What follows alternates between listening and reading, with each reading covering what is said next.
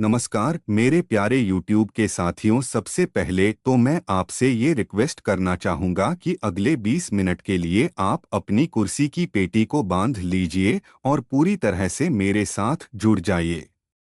Story को शुरू करके अपने फ़ोन को नीचे साइड में रख दीजिए और अपने ईयरफोन्स को कानों में अच्छे से ठूंस लीजिए। साथियों, मैं नहीं चाहता कि अगले 20 मिनट के लिए आप बार बार अपने फ़ोन के अंदर डिस्टर्ब हो जाएं और कहानी का जो भाव मैं आपके के लिए धीरे धीरे तैयार करने वाला हूं वो फ्लो बीच में ही टूट जाए। तो ज़रूरी है कि आप पूरी तरह मेरे साथ जुड़कर इस कहानी का आनंद लीजिए। तो आगे बढ़ते हैं साथियों। हमारी पिछली कुछ स्टोरीज पर आप लोगों ने जो प्यार मुझे दिया उसके लिए मैं आपको हृदय की गहराइयों से धन्यवाद करता हूं। नॉइस, जब मैंने आपके लिए स्टोरीज बनाना शुरू किया था तब मुझे यकीन नहीं था कि आप लोग इतनी बड़ी स्टोरीज भी पसंद करने लगेंगे। पर आप लोगों ने मुझे कमेंट बॉक्स में कहा कि कहानी सुनाने का अंदाज आपको काफी पसंद आ रहा है और मैं इसी अंदाज को आपके लिए आगे कंटिन्यू रखूं। वहीं आप लोगों में से ही मुझे अच्छे अच्छे सजेशन भी मिल रहे हैं। जैसे कि एक सजेशन मुझे मिला कि स्टोरी के अंदर परिवार के सभी सदस्यों यानी कि कमेंट्स में जितने भी नाम आप लोगों के आ रहे हैं उनका नाम लेना शुरू किया जाए। तो फिर मैंने सोचा कि इससे फिर वीडियो की लेंथ काफी बड़ी हो जाएगी और आप लोग यहाँ पर स्टोरी सुनने के लिए आ रहे हैं तो स्टोरी सुनने के बजाय आपको वहाँ पर नाम सुनने को मिलेंगे। तो इससे भी आपका टाइम खराब हो जाएगा और मैं समझता हूँ कि आज के वक्त में अगर आप टाइम निकाल करके कोई स्टोरी सुन रहे हैं तो आप यही सोच कर आते हैं कि आपको एक बढ़िया और अच्छी वैल्यूएबल स्टोरी मिले। तो इसलिए मैं आपसे कहूँगा कि आप कमेंट बॉक्स में ही मुझसे बातचीत कर लीजिए। मैं आपके हर कमेंट का जवाब देता हूं और मैं ही क्यों बल्कि हम आपस में भी एक दूसरे से बात कर सकते हैं। एक साथी दूसरे साथी के कमेंट का जवाब दे सकता है और मैं देख रहा हूं कि आप लोग कमेंट करके आपस में बातचीत नहीं करते हैं बल्कि मैं आपके हर कमेंट का जवाब दे रहा हूं और हो सकता है कि इससे आपके बीच में भी कईयों के बीच अच्छी दोस्ती बन जाए और इस तरह से हम आपस में एक फैमिली बन जाएंगे और एक दूसरे को ज्यादा जान पाएंगे। तो अब से कमेंट्स के अंदर एक दूसरे से भी बातचीत करना शुरू कीजिए और बाकी मैं तो आपके सभी सवालों का जवाब देने के लिए तैयार बैठा ही हूं। तो चलिए अब ज्यादा टाइम खराब न करते हुए आज की स्टोरी को शुरू करते हैं। आप लोग काफी समय से हॉरर स्टोरी सुनते आ रहे हैं और शायद आप लोगों में से किसी ना किसी के साथ ऐसी कोई घटना कभी ना कभी घटी भी होगी।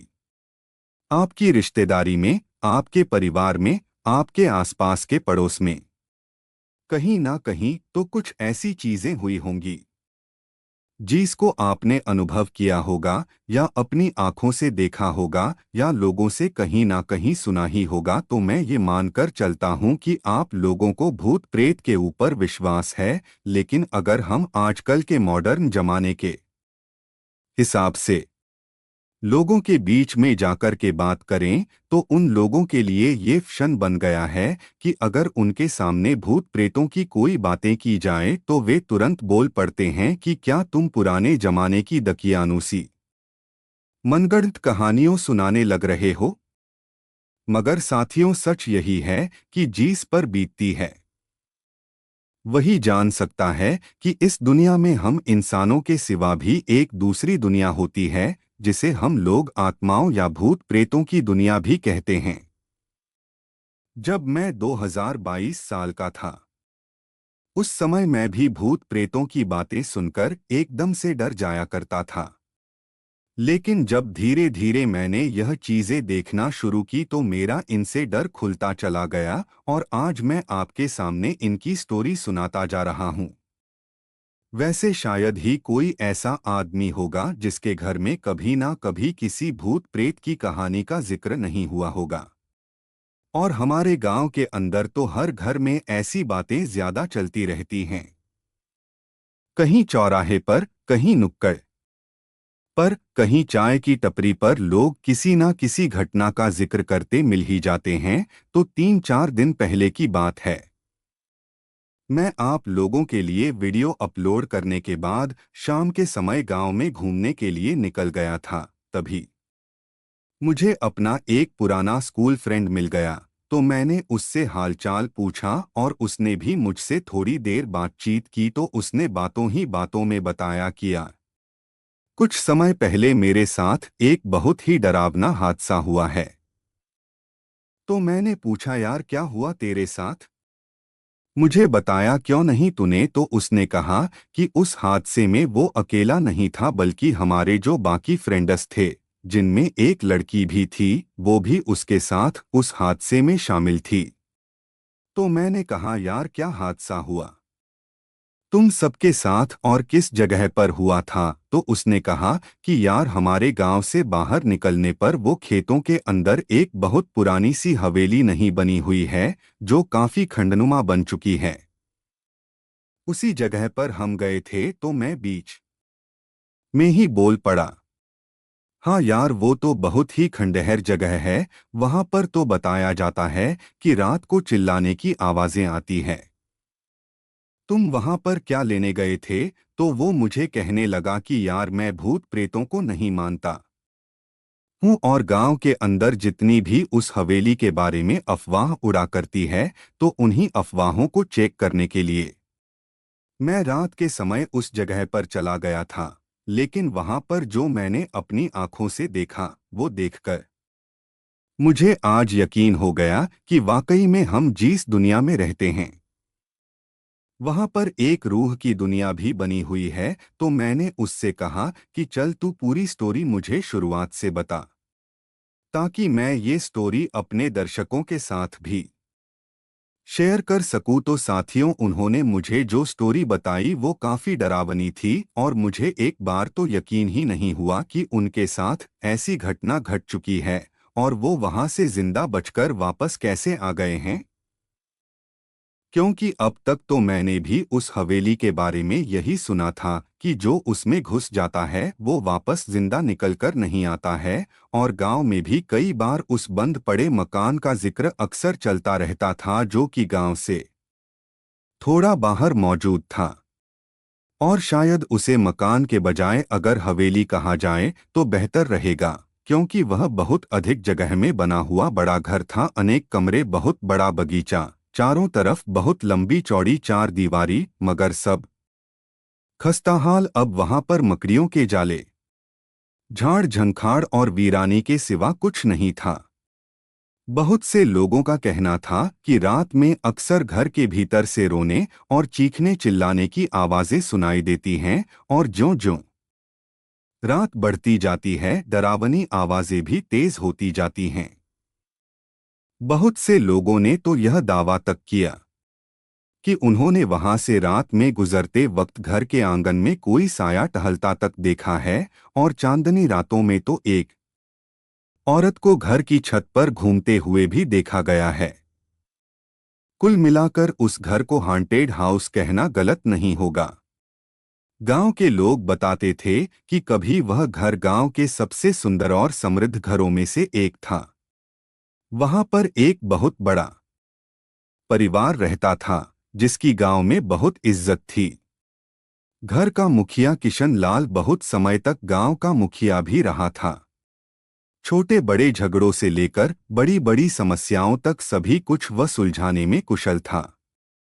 मगर जब घर की ही बात आई तो वह भी लाचार हो गया। दरअसल उसके दो बेटे थे, जिनकी शादी हो चुकी थी। बड़े लड़के हजारी के बच्चे भी थे, मगर छोटे बेटे गजेंद्र की पत्नी को शादी के बहुत समय बाद भी बच्चे नहीं हुए थे। डॉक्टर और नीम हकीम सब हाथ खड़े कर चुके थे। उसके बाद शुरू हुआ तंत्र मंत्र का प्रयोग। कहते हैं कि उसके बाद उस घर में अक्सर एक लंबा तगड़ा तांत्रिक आने जाने लगा था, जिसका दावा था कि किसी बुरी आत्मा ने छोटी बहू माधवी की कोख बांध रखी है, इसीलिए उसे बच्चे नहीं हो रहे हैं। मगर वह सब ठीक कर देगा। शुरू शुरू में घर के सदस्य उस पर भरोसा नहीं करते थे, मगर धीरे धीरे सब कुछ सामान्य होने लगा और बहुत बार वह घर पर आने जाने लगा। उसका कहना था कि उसका इलाज 6 महीने चलेगा। लगभग 2 महीने बाद ही वह अनर्थ हुआ, जिसके बारे में कभी किसी ने सोचा भी नहीं था। दरअसल एक मनहूस सुबह को उस तांत्रिक और माधवी की लाशें घर के कमरे में पड़ी मिली। मगर गौर करने वाली बात यह थी कि इस दौरान माधवी का पति गजेंद्र फरार मिला। उसके बाद पूरे गांव में चर्चा होने लगी थी कि उस तांत्रिक और छोटी बहू के बीच में गलत संबंध बन गए थे, जिन्हें एक दिन उसके पति गजेंद्र ने रंगे हाथों पकड़ लिया। उसके बाद गुस्से में आकर दोनों को मार डाला और वहां से फरार हो गया। फिर कभी उसका पता नहीं चल सका। उस घटना के कुछ समय बाद ही किशनलाल की मृत्यु हो गई। उसके बाद तो जैसे उस घर में सुख चैन ही खो गया था। अभी इन हादसों से घर वाले उबर भी नहीं सके थे कि हजारी की बेटी मंजू की रहस्यमय परिस्थितियों में मौत हो गई। बचे हुए सदस्य अब बुरी तरह डर गए, क्योंकि ये मौतें सामान्य नहीं थी। जरूर इस घर पर ही किसी बुरी आत्मा का साया मंडरा रहा था, जो एक एक करके अब घर के सदस्यों को मारने लगी थी। और सभी का मानना था कि वह आत्मा उस तांत्रिक की है, जिसे इस घर में मारा गया था, क्योंकि उसकी हत्या के बाद से ही मौतें शुरू हो गई थी। डर के मारे बाकी सदस्य घर छोड़कर भागने लगे। मगर दुर्भाग्य, घर छोड़ने से पहले ही रात में हजारी की पत्नी भी मारी गई। इसी गम में हजारी पागल हो गया। उसकी मां और उसका बेटा दोनों उसे लेकर वहां से कहीं चले गए और तब से लेकर आज तक वह जगह वीरान और सुनसान पड़ी है। इन बातों को गुजरे हुए बहुत से साल बीत चुके हैं, मगर गांव वालों का खौफ आज भी ज्यों का त्यों बरकरार था। वक्त बीतने के साथ साथ आलीशान मकान खंडहर में तब्दील हो चुका था।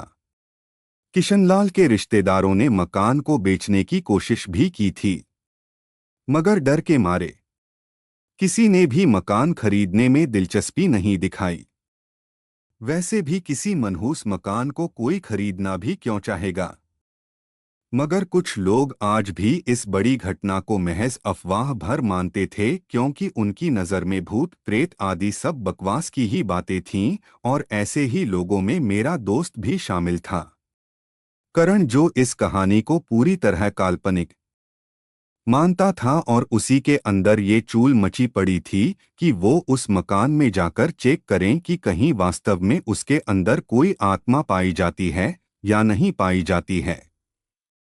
और फिर उसके साथ जो हादसा हुआ तो उसने मुझे ये बात बताई। तो अब जो आगे की कहानी है वो हम कर्ण के दृष्टिकोण से ही सुनते हैं। नमस्कार साथियों, मैं हूं कर्ण। जैसा कि आपको मेरे बारे में पता चल ही चुका है कि मैं भूत प्रेत आदि में विश्वास नहीं करता हूं, और मेरे इस हवेली के अंदर जाने का मकसद भी यही था कि मैं ये पता लगाना चाहता था कि इसके अंदर वाकई में क्या रात को कोई चुड़ैल आती है या उस तांत्रिक की आत्मा आती है। मेरे साथ दोस्तों का एक पूरा ग्रुप था। हम दिन भर यूं ही मटर गश्ती करते रहते थे। मेरे खास दोस्तों में मुकेश तथा रोहित प्रमुख थे, और बार बार उस भूतिया मकान के जिक्र से हमें अब चिढ़ होने लगी थी, क्योंकि बार बार उसके बारे में सुन सुनकर हमारे कान पक गए थे। इसलिए हम लोगों ने एक दिन एक योजना बनाई कि हम लोग रात को उस घर में घुसेंगे और लोगों को और भी ज्यादा भयभीत करने की कोई खुराफात रचेंगे। इस प्लान में मैं ज्योति को भी शामिल करना चाहता था, क्योंकि उसे लेकर भी मेरे मन में एक आइडिया था। मगर जब मैंने उससे इस विषय में बात की तो वह पहले तो बहुत डर गई और फिर कहा, क्या तुम पागल हो जो ऐसी मनहूस जगह पर मुझे ले जाना चाहते हो? नहीं बाबा, मैं तुम्हारी इस बेवकूफ में तुम्हारे साथ आने से रही, और अगर मेरी बात मानो तो तुम भी वहां कभी मत जाना। उसकी इस बात से मैं चिढ़ सा गया और उससे कहा, बस इतना ही दमखम है तुम्हारे भीतर कर ली हम लड़कों की बराबरी। अरे जिस बात को बीते बरसों गुजर गए तुम आज भी उससे डरती हो। तो ज्योति ने कहा, देखो सच क्या है ये मैं नहीं जानती, मगर इतना जरूर जानती हूं कि जो बात पूरा गांव मानता है उसे हमें भी मानना चाहिए। अब मैंने उससे सीधे पूछा, मतलब तू हमारे साथ नहीं आ रही है? ज्योति ने थोड़ा गुस्सा दिखाते हुए कहा, तू ये पागलपन क्यों करना चाहता है? आखिर क्या मिलेगा तुम्हें वहां जाकर? मैं भी जैसे वहां जाने की कसम खाए बैठा था, इसलिए कहा, वह सब मैं तुम्हें बाद में बताऊंगा। बस तू एक बार हमारा साथ दे दे, वहां जाकर जल्दी ही वापस लौट आएंगे और किसी को भी कुछ नहीं होगा। ये वादा है मेरा तुमसे। ज्योति वहां बिल्कुल भी नहीं जाना चाहती थी, मगर मना करके वह मुझे भी नाराज नहीं करना चाहती थी, क्योंकि वह मुझे बहुत ज्यादा चाहती जो थी। ज्योति पिछले 2 सालों से मेरी दोस्त थी और इन 2 सालों में वो मुझे काफी प्यार करने लगी थी, तो इसीलिए वो मुझे नाराज नहीं करना चाहती थी। तो उस डरावनी जगह पर इतनी भयानक बातें सुनने के बाद, अपने मन में इतना डर होने के बावजूद भी, वो केवल और केवल मेरी वजह से मेरे साथ उस भूत या इमारत में जाने के लिए हामी भर ही दी। मगर काश अब मैं सोचता हूं कि अगर उस समय वह मुझे उस डरावनी जगह पर जाने से मना कर देती तो ही हम सब के लिए ठीक रहता, मगर इस बात का अंदाजा मैं उस समय लगा ही नहीं पाया, वरना हमारे साथ वह सब कभी घटित नहीं होता जिसने हम सभी को दहलाकर रख दिया। मैं, रोहित और ज्योति अगली रात उस डरावनी तथा मनहूस हवेली की तरफ बढ़े जा रहे थे। चांदनी रात थी, आधे से ज्यादा चांद आसमान में अपनी छटा बिखेर रहा था।